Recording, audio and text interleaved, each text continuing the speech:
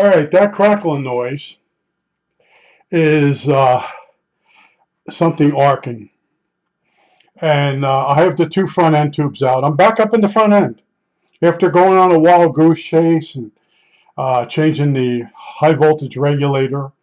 I'm back up. I'm back up in this spot in this section of the band selector that the guy had go on fire. Remember, I told you there was a guy.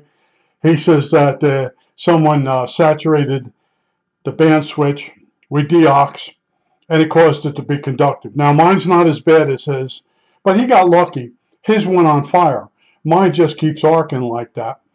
And it still could be uh, one of the tube sockets. The wafers, one of the wafers is breaking down. It could also be a carbon resistor in the area. I'm slowly working my way up to find out where the noise is coming from. Now, with the tubes out, that means there's no voltages that are on up at the tube. Well, the voltages are at the tube sockets, but there's nothing drawing any real current. And the crackling noise doesn't get better if I take the tubes out. And the other thing with this radio is when you're in band A, it's the worst. And band A, one of the two front end tubes is off. So that means that that tube has voltage going up near it, but it isn't connected. And that goes through the band selector. So when I get in the mood today, I'm going to put the scope on it and try to actually find the lug or the resistor that is broken down, or the tube socket. But that crackling noise, that had me fooled for several nights. Like, man, the lightning storms are really bad.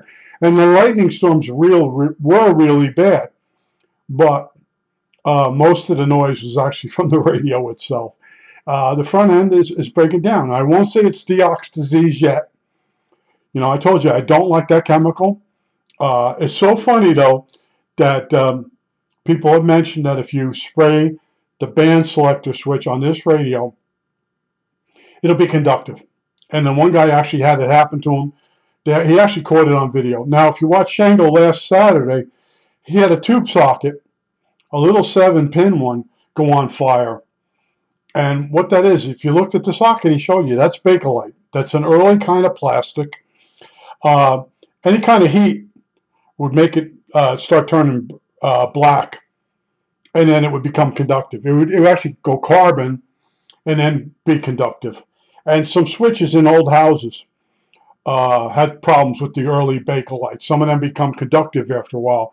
But how that happens is as you turn the switch on and off, inside the switch for the wall, for your lights and that, there's flash from the contact. It shoots itself out through the air and it sticks to the inside of the Bakelite.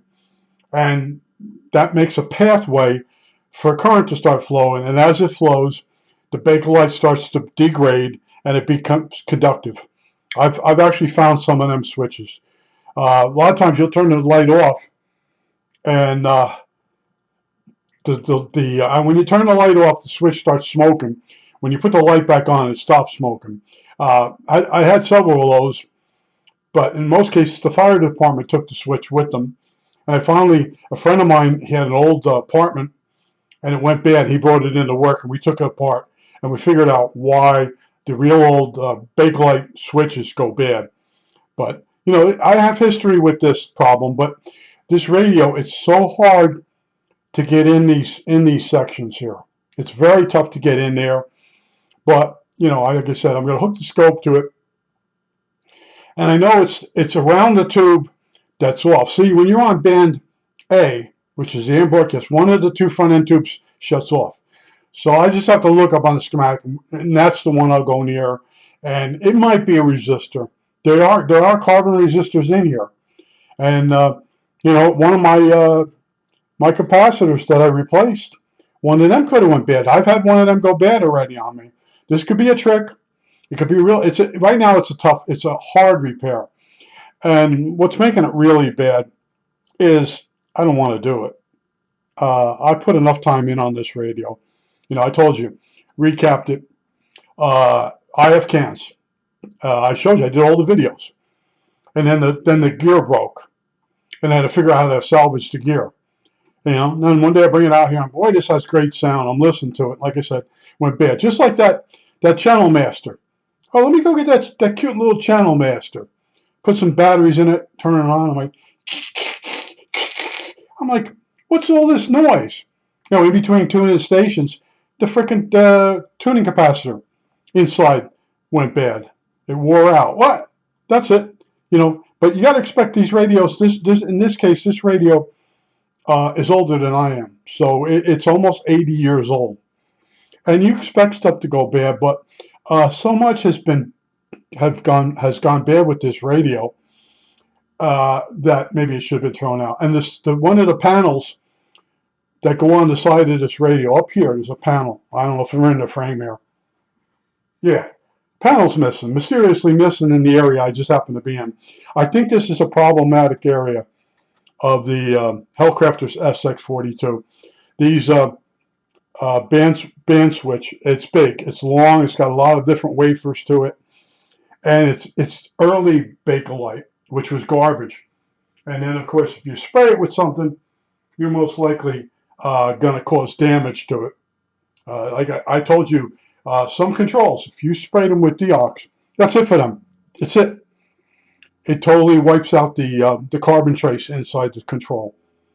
Which on this radio, the control for the I think it might be wire wound for the meter adjustment. So I might be able to open that one up and clean it up with an eraser and put it back. But I'm saying with this, and I have to be in a really good mood and look at the schematic. I say, I'll take a voltage reading here, or I'll lift this wire. See, that's what I've been doing. I've been lifting wires and working my way back and figure out where the noise is coming through the front end. What's its path, and breaking its path. And of course, now I'm back to where the guy on the on the video, his goes on fire. I'm right in that area right now. It's funny stuff. I think that's it. All right, that's it.